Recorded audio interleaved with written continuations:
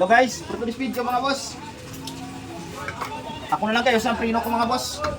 Kahit wala akong alam sa pagmimekaniko, pero sinubukan ko. Ang ginawa ko mga boss, napalit ako ng caliper clip.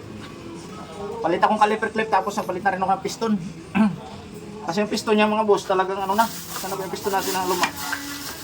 Piston na Kuha na siya, may tama na ito. Ito siguro yung dahilan kung bakit pag bumba ako pag matigas na, unti-unting lumulubog yung preno ko, tapos pag apak ulit, wala na basiyo. Subukan ko kung magawa ko, nagpalit akong piston, tapos nagpalit na rin ako ng caliper kit, tapos yung aking brake master, nagpalit na rin ako ng repair kit. Pag ganun pa rin, ay ibig sabihin, mekaniko na talaga yung kailangan nito. Tapos sana matapos magawa natin mga boss.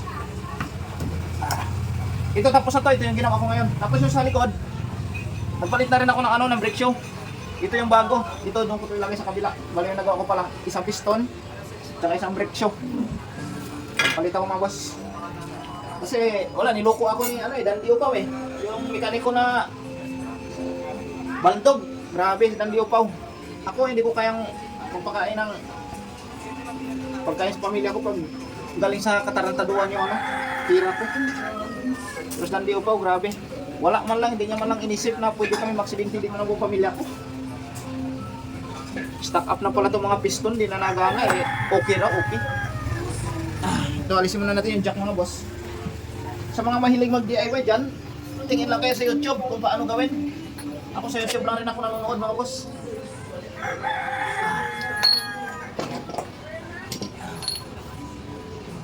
Wala rin kasi akong alam sa pagmimekaniko.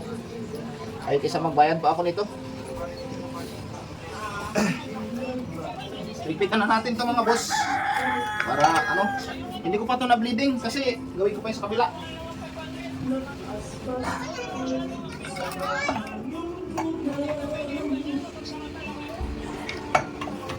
Parang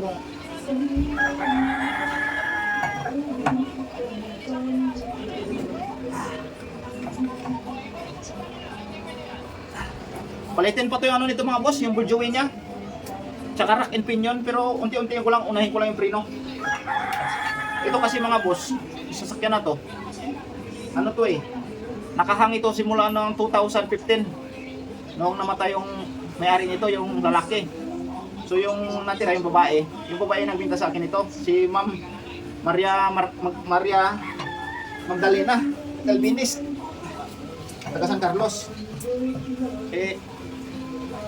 Kung sasabihin nyo na bakit nagabili ako ng sasakyan, bulok. Wala kasi akong pambili mga boss ng bago.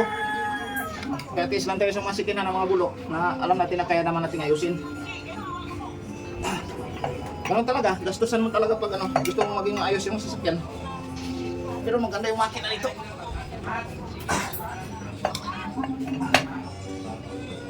Mga pamilya-pamilya lang. Preno lang talaga yung dito. Hindi ko nagustuhan. Kasi puro stock up. Pinagawa ko nga. Scam naman yung gumawa. Kaya yun. So lipat na ako sa kabila mga boss.